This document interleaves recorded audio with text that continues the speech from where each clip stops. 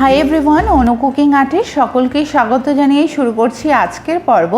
পাকা তালের সিজনে একবার হলেও এই পিঠাটা বানিয়ে দেখুন। এইভাবেও যে তালের পিঠা বানানো যায় না দেখলে বিশ্বাসই করতে পারবেন না, এবং খেতে লাগে অপূর্ব।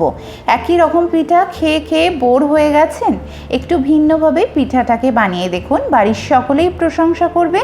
একদম রসালো, নরম, তুলতুলে, মুখে দিলেই মিলিয়ে যাবে। এই পিঠা একবার বানালে বারবার বানাতে ইচ্ছে করবে। তো যে সকল বন্ধুরা চ্যানেলে নতুন, সাবস্ক্রাইব করার জন্য অনুরোধ রইল।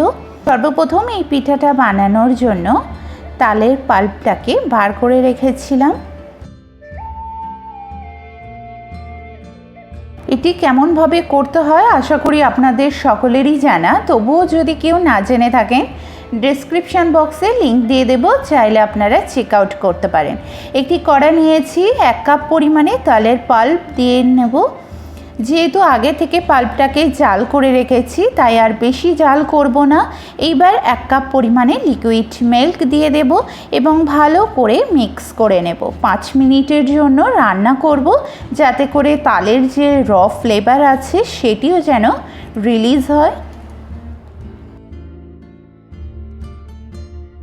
দেন 1 কাপ পরিমাণে সুজি দিয়ে দেব। সুজিটা দেব এবং কন্টিনিউয়াসলি নাড়তে থাকবো, যাতে করে সুজিটা নিচে লেগে না যায়। এইবার নাড়তে নাড়তে একটি ডো আকার রেডি করে নেব।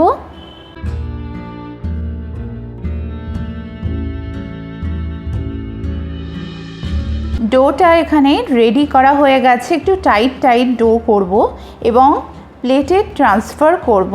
সুজির ডোটাকে একটু ঠান্ডা হতে রেখে দেব। ঠান্ডা হয়ে আসলে হাত দিয়ে ভালো করে 5 মিনিটের মতো মেখে নেব, ফলে সুজির যে দানা ভাবটা আছে সেটিও চলে যাবে এবং পিঠা খাওয়ার সময় বুঝতেই পারবেন না যে এই পিঠাটি সুজি দিয়ে বানানো হয়েছে।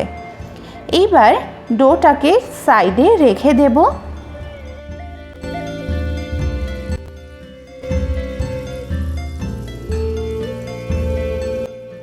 দেন একটি ফ্রাইং প্যান নিয়েছি, 1 কাপ পরিমাণে চিনি দিয়ে দেব এবং ক্রাশ করা 3টি এলাচ দিয়ে দেব।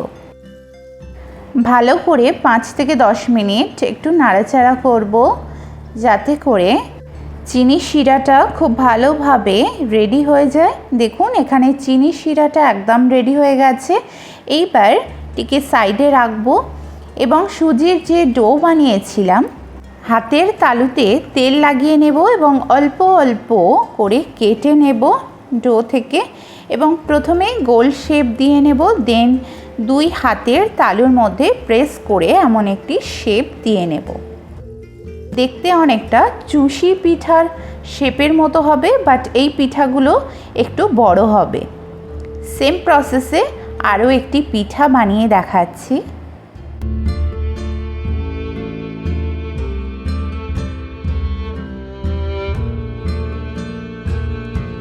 এইবার সব পিঠাগুলো শেপ দিয়ে নিই, দেন আপনাদেরকে দেখাচ্ছি। দেখুন কত সুন্দর লাগছে দেখতে।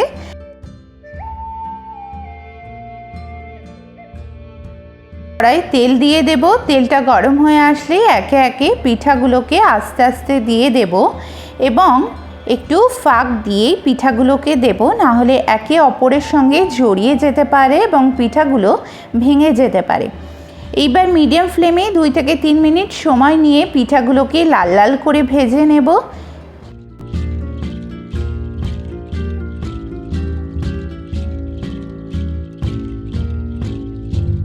এখানে পিঠাগুলো ভাজা হয়ে গেছে। এইবার গরম অবস্থাতেই পিঠাগুলোকে তুলে নেব, তেল ছড়িয়ে এবং চিনি শিরার মধ্যে দিয়ে দেব, যাতে করে পিঠাগুলো খুব সুন্দরভাবে রসটাকে অ্যাবজর্ব করে। আবারও সেম প্রসেসে আরও একটি ব্যাচ ভালো করে ফ্রাই করে নেব এবং রসের মধ্যে সোক করতে দেব।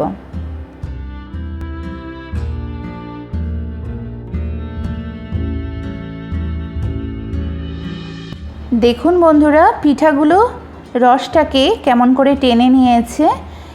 এটি 5 থেকে 10 মিনিট আমি রেস্টে রেখেছিলাম। কতটা রসালো হয়েছে দেখুন। এইবার একটি প্লেটে সার্ভ করব। বন্ধুরা, তালের এই ইউনিক পিঠাটা একবার হলেও ট্রাই করবেন, অসম্ভব মজা লাগে খেতে, আর বানিয়ে স্টোর করেও অনেক দিন পর্যন্ত খাওয়া যায়। তাহলে কি ভাবছেন? আজই রেসিপিটাকে ফলো করুন এবং আপনিও এই পিঠার মজা উপভোগ করুন।